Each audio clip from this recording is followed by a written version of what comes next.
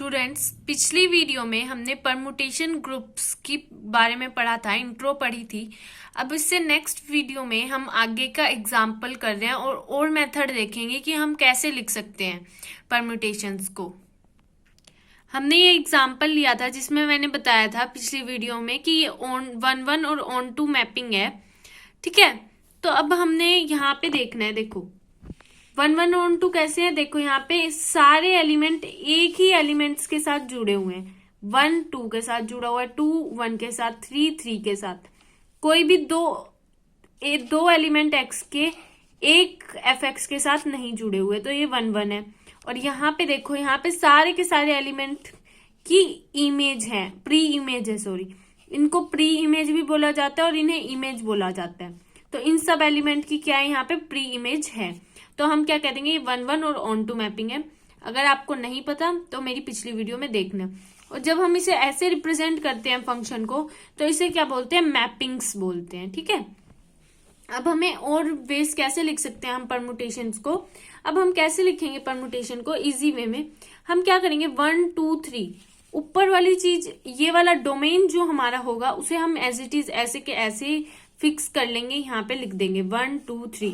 अब इसके कोरस्पॉन्डिंग जो भी वैल्यू हमारी आ रही होगी, जैसे 1 के कोरस्पॉन्डिंग क्या आ रही है 2, तो 1 के नीचे क्या लिख देंगे 2। अब 2 के कोरस्पॉन्डिंग क्या आ रही है 1, तो 2 के कोरस्पॉन्डिंग नीचे क्या लिख देंगे 1।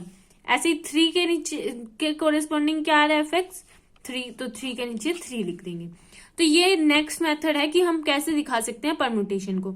और ये कौन सी डिग्री का परमुटेशन है, 3 डिग्री का। f इज अ परमुटेशन, एक परमुटेशन है ऑफ डिग्री 3 डिग्री का। क्यों परमुटेशन है, क्योंकि s के अंदर जो एलिमेंट है वो 3 है। 1 2 3 एलिमेंट है।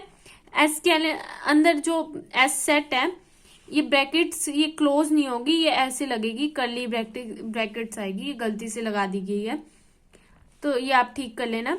तो यहाँ पे 3 डिग्री, क्योंकि सेट के अंदर s के अंदर 3 एलिमेंट्स है, तो इसीलिए हम क्या बोलेंगे, permutation of degree. f is a permutation of degree 3। अब देखो, सिर्फ ये एक ही मैपिंग पॉसिबल नहीं है 1 1 ऑन 2 S to S, ये बहुत सारी मैपिंग पॉसिबल है, वो हम अभी देखेंगे कैसे पॉसिबल है। उससे पहले मैं एक और एग्जांपल ले लेती हूँ। ये हम एक और एग्जांपल कर रहे हैं ताकि आपको क्लैरिफाई हो जाए कि क्या हम बेसिकली कर रहे हैं। देखो यहाँ पे सेट S था और फंक्शन हमने लिया S to S। हमेशा ध्यान रखना, हमें परमुटेशन बनाना है तो 1 1 और ऑन 2 मैपिंग ही होनी चाहिए। ठीक है, तो F1 क्या है 2 है, F2 4 है, F3 3 है, F4 1 है। यहाँ पे देखो कोई भी एलिमेंट x ऐसा नहीं है जिसकी दो वैल्यू सेम है। यहाँ पे देखो कोई भी ऐसा नहीं है, सब अलग है। 2 4 3 1 कोई भी सेम नहीं आ रहा है, तो इसका मतलब ये 1 1 मैपिंग है। अब ऑन 2 वो आपको चेक करनी पड़ेगी, मैंने बताया था ऑन 2 कैसे हम चेक करते हैं। अब यहाँ पे देखो, अब हमें ये ऊपर वाले एलिमेंट फिक्स करने हैं, 1 2 3 4 ये ऐसे के ऐसे लिख देने हैं। जो एस के ये वाले एलिमेंट होंगे ऊपर वाली रो में, वो एज इट इज लिखने हैं। तो ये क्या हो जाएगा, हमारा डोमेन हो जाएगा। अब हमें रेंज या फिर हम बोल सकते हैं कोडोमेन बनाना है। तो जब F1 होगा तो क्या वैल्यू है 2, तो यहाँ पे 2 लिख देंगे। जब X2 होगा तो यहाँ पे F2, यहाँ पे X की वैल्यू रखी जाती है, तो इसके कोरेस्पोंडिंग यहाँ पे 2 होगा, तो ये क्या आ जाएगा 4 आ जाएगा। यहाँ पे F3 तो 3, यहाँ पे 3 लिख देंगे। F4 यहाँ पे 1 1। और ये कौन सी डिग्री का परमुटेशन होगा, ये 4 डिग्री का परमुटेशन होगा। क्यों, क्योंकि S के अंदर कितने एलिमेंट है, 4 एलिमेंट है। अब हम देखेंगे कि कोई भी दो परमुटेशंस को हम इक्वल कब कह सकते हैं। अब यहाँ पे ध्यान से देखो, ये परमुटेशन बेशक इक्वल हो लेकिन सेम है। क्यों, ये ऊपर का ऑर्डर अलग है इसमें। देखो यहाँ पे 1 2 3 4, यहाँ पे क्या है 2 4 1 3। सिर्फ ऊपर का ऑर्डर अलग है इन दोनों मैपिंग्स में, लेकिन इस 1 पे यहाँ पे क्या जा रहा है 4 पे, यहाँ पे 1 देखो ये भी 4 पे जा रहा है। यहाँ पे 2 किस पे जा रहा है 3 पे, यहाँ पे 2 किस पे जा रहा है 3 पे, यहाँ पे 3 किस पे जा रहा है 1 पे, तो यहाँ पे 3 किस पे जा रहा है 1 पे, 4 किस पे जा रहा है 2 पे, 4 किस पे जा रहा है यहाँ पे भी 2 पे। तो इसका मतलब सिर्फ ऊपर का ऑर्डर अलग है लेकिन वैसे सारी मैपिंग सेम है। तो हम इन दोनों को क्या कह देंगे, इक्वलिटी, मतलब ये दोनों परमुटेशन इक्वल है। हम इसे ऐसे भी समझ सकते हैं, जब F1 है, यहाँ पे F1 है तो उसकी वैल्यू 4 है और G1 की भी वैल्यू क्या है, 4 है। F4 की वैल्यू क्या है, 2 है, तो G4 की भी यहाँ पे देखो G4 की वैल्यू क्या है, 2 है। F2 की वैल्यू क्या है, F2 की वैल्यू 3 है और यहाँ पे 2 की वैल्यू क्या है, 3 है। ऐसी 3 की वैल्यू 1 है। तो ये क्या हो जाएंगे, ये दोनों परमुटेशंस इक्वल हो जाएंगे। अब हमें कोई सेट S दिया हुआ है, हमने जो पहले पढ़ा था सेट S, उस पे हमने मैपिंग देखी थी 1 1 एंड ऑन टू मैपिंग कितनी हो सकती है। तो देखो हमेशा याद रखना, अगर 3 एलिमेंट है, अगर 3 एलिमेंट से एक सेट बना है तो उसमें कितनी 1 1 ऑन टू मैपिंग हो सकती है, उससे कितने फंक्शंस बन सकते हैं, 3 फैक्टोरियल 1 1 ऑन टू मैपिंग वाले। तो 3 फैक्टोरियल मतलब 6 ऐसे परमुटेशंस बन सकते हैं इससे, जो कि 1 1 और ऑन टू हो। अब हम चेक करेंगे कैसे। हमने दोनों सेट क्या होने चाहिए, मैंने बताया था जब परमुटेशन करते हैं तो दोनों सेट क्या होना चाहिए, डोमेन और कोडोमेन दोनों क्या होएगा, एस ही होगा। डोमेन और कोडोमेन दोनों ऐसे ही होएगा। यहाँ पे चेक कर लो, यहाँ पे दोनों साइड मैंने 1 2 3 1 2 3 लिया है, इसमें भी 1 2 3 1 2 3 लिया है, और इसमें भी 1 2 3 1 2 3 लिया है, और इसमें भी 1 2 3 1 2 3 लिया है। इन दोनों में भी हमने सेम लिया है दोनों साइड। अब हम मैपिंग करेंगे। मैपिंग में क्या ध्यान रखनी है, 1 1 और ऑन टू होना चाहिए।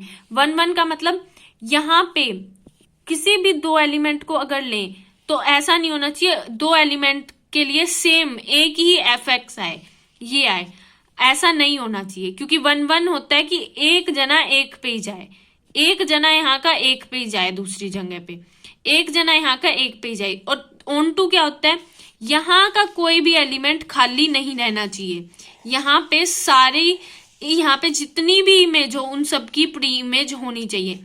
ऐसा नहीं होना चाहिए कि यहाँ पे कोई ऐसा छूट जाए जिसकी मैपिंग हो ही ना। तो ये 2 कंडीशन हमें याद रखनी है मैपिंग करते समय, तभी हम कहेंगे ये परमुटेशन है। तो कितनी पॉसिबल परमुटेशन है, मैंने आपको बताया एस से 6 पॉसिबल परमुटेशन है। क्यों, क्योंकि इसमें 3 एलिमेंट है।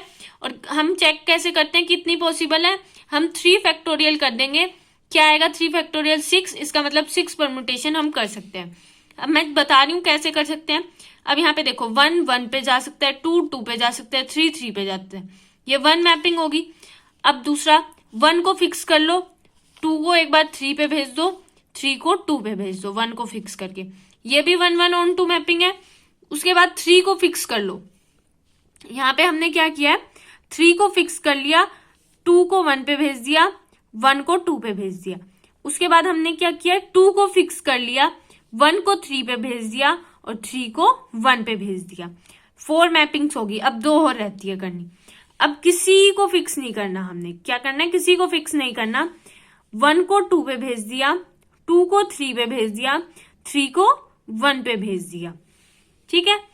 अब ऐसे ही 1 को 3 पे भेज दिया, 2 को 1 पे भेज दिया, 3 को 2 पे भेज दिया।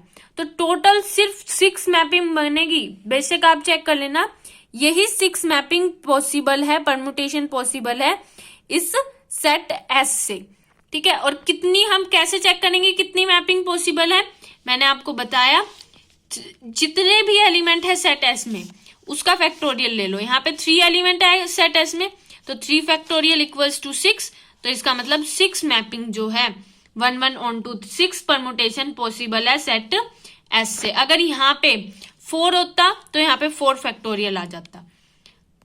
यहाँ पे एक और चीज नोट करने वाली है, इन मैपिंग्स को हम किस फॉर्म में लिख सकते हैं, इन फॉर्म्स में भी लिख सकते हैं। ध्यान से देख लो, अभी समझाई थी कैसे लिखते हैं हमें। ये जो अभी मैपिंग करी है हमने वो सारी इस फॉर्म में भी लिखी जा सकती है। आई होप आपको पता हो कि ये फॉर्म कैसे है। मैंने आपको अभी अभी समझाया कि टोटल नंबर ऑफ परमुटेशन कितनी पॉसिबल हो सकती है।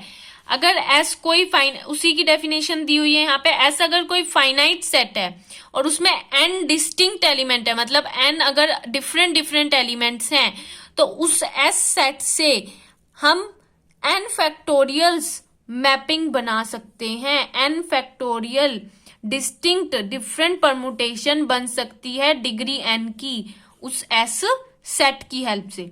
अभी हमने चेक भी किया था s से कितनी मैपिंग बनी थी हमारी, 6 मैपिंग बनी थी, 6 वेज से हम मैप कर सकते हैं।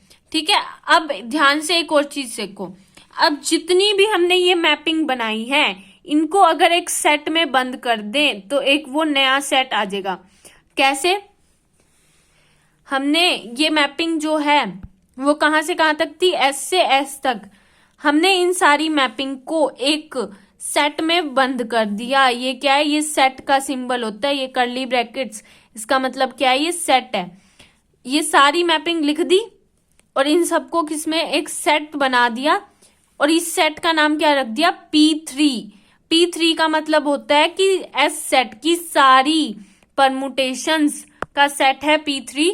जितनी भी पॉसिबल परमुटेशन S सेट से बन सकती है, 11 on 2 मैपिंग बन सकती है, वो सारी मैपिंग्स किस में होगी, P3 सेट में होगी। मतलब इन सारी मैपिंग को बंद कर दो एक सेट के अंदर, P3 के अंदर, तो वो मैपिंग्स बन जाएगी। और S3 को हम डिनोट किससे कर सकते हैं, S3 को हम P3 को हम S3 से भी डिनोट करते हैं। कई जने इसे P3 बोल देते हैं। P3 का मतलब भी यही है कि जितनी भी S सेट से मैपिंग पॉसिबल है 11 और 2, मतलब जितनी भी परमुटेशंस बन सकती है वो P3 के अंदर है, या फिर इस सेट को हम S3 भी बोल सकते हैं। अब ध्यान से देखो, अगर n डिस्टिंक्ट, अगर किसी सेट में n एलिमेंट है तो कितनी परमुटेशन होगी, उसमें n फैक्टोरियल परमुटेशन होगी। अगर n फैक्टोरियल परमुटेशन होगी तो उस सेट का नाम हम जितनी भी डिस्टिंक्ट उस सेट का Pn is a set, Pn एक ऐसा सेट हो जाएगा जिसमें सारी ऑल n फैक्टोरियल परमुटेशन होगी। किस डिग्री की, n डिग्री की। Pn is also denoted by, और उसको हम Sn से भी डिनोट कर सकते हैं। आई होप समझ आ गया होगा total number of distinct permutation. Thank you for watching.